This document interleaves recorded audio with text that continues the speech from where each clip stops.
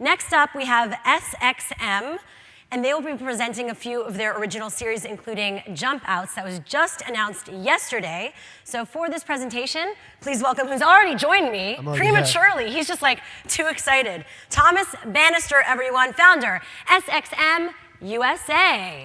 Thank you, Shira. Thank you. Thanks very much. As Shira said, my name is Tom Bannister, and in 2008, I formed a company called SXM. We are a digital studio based in New York and Los Angeles. And over the last 6 years, we've really kind of grown and adapted to the twists and turns of the online entertainment marketplace. We specialize in producing shows for both networks like Vivo and Dailymotion and brands like Samsung. So we really work right from branded entertainment all the way to original programming.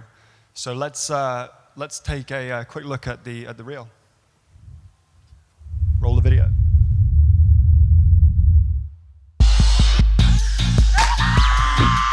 Let's hear you say it in front of a group of black eyes. What I said was, the song's so black, it stole my speakers. Yeah. Joke. Nobody says Vampire Weekend sucks in my watch. David, you're like Drake. You're being controlled by the Illuminati. 3, 2, 1. Why does one of your boys have a neon skateboard? I don't get it. We have a report of a possible 417 in the terminal. Police, stay in your vehicle. Activate your helmet cams. It's party time. Let's go. See one guy on the ground, sir. Go! It's happening.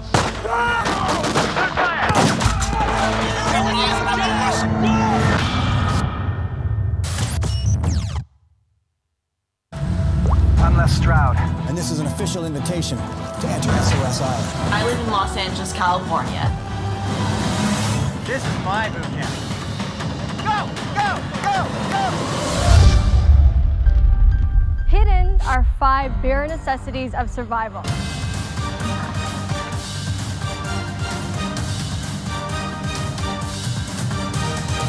Behold the coconut!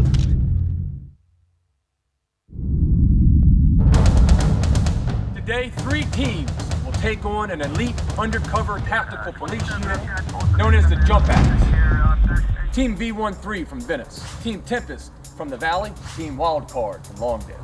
Today, your task is to locate this ambulance and transport it across the neighborhood to the safe zone.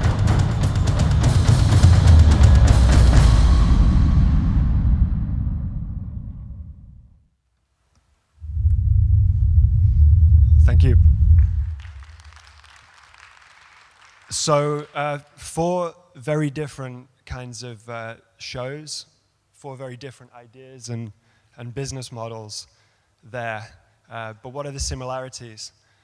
What we try and do is create programming which is similar to what's on television or what's in the movies, but with additional elements more indigenous to the internet woven into them.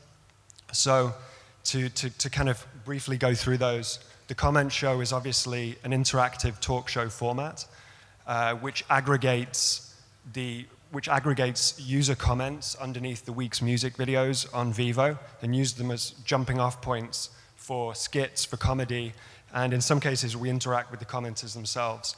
So it's an interactive SNL almost that we produce in partnership with Vivo. Next up, Arm Response is more of a 24-esque action adventure. It's about an SRT team who uncover a Mexican drug cartel at the port of Long Beach, but it's entirely shot from the perspective of helmet cameras and security cameras, and it's really using citizen journalism and amateur combat footage, most infamously popularized by WikiLeaks, as a way to tell that story. SOS Island, the show you saw there, situated on the island, was a social media reality series we shot this summer with Samsung. It was sponsored by Samsung, and it was a crazy production. We marooned 16 contestants on a desert island off Puerto Rico, on a real desert island, for 2 weeks. and gave them Samsung cameras and allowed them to kind of tell their stories and broadcast their stories to the world. And the world could vote on them in real time. And then lastly, Jump Outs, which we announced yesterday, is a new format that we're launching with Dailymotion. We just shot the pilot. It's a half-hour pilot. And it's really a reality format aimed at young audiences, aimed at 17 and 18-year-olds. We're really kind of trying to reinvent the reality genre, the reality format for this new kind of YouTube audience coming through.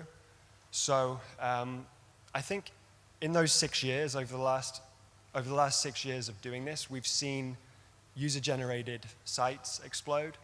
We've seen YouTube celebs explode. We've seen social media explode. And right now in 2014, we're seeing longer form, more sophisticated online shows, whether it's branded entertainment or with networks, really kind of begin to kind of take their place in that online universe. The most kind of famous example is obviously House of Cards and Netflix. But to my thinking, the real opportunity is creating content for this new generation who've come up on YouTube, and really using the tools of some of these sites and the sensibility of the programming, the new technologies to really differentiate the shows from what's going on film and TV. So just to kind of run through 2 examples of how we're doing that. Coming back to SOS Island. SOS Island, brands is entirely brand funded. So, you know, if you think about the internet, to me, brand funding is one of the few economies of scarcity left. Content, distribution, talent are all there in abundance, but brands actually putting their muscle behind programs is rare, and I think that puts a lot of leverage in the brand's hands. Brands are also networks now. They have in some cases, in Samsung's case, hundreds of millions of followers across their social media platforms. And they want to own every subscriber that comes off a marketing initiative, that comes off an entertainment, a branded entertainment initiative. Why would they settle just for an impression on a banner when they can own that Facebook user or that Twitter user and have them subscribe over a number of years or for life? So SOS Island is really a format which is designed to go right into that. It lived on Samsung's Facebook platforms, on its Twitter and YouTube sites. We actually broadcast 12 live hours from the island direct to Samsung's YouTube page. And the whole show really kind of played out on Samsung's and our contestants' social media platforms. So, you know, that to me was the most kind of crazy and most fulfilling aspect of making that show, was making it in the moment and having that kind of immediate reaction and seeing people, like real people, tweet, create videos. We had 4,000 user-generated videos created about the show and submitted to YouTube. We had over 100,000 votes on the microsite for the contestants. We had about 12,000 applications to be on the show, which is more than season 1 of American Idol.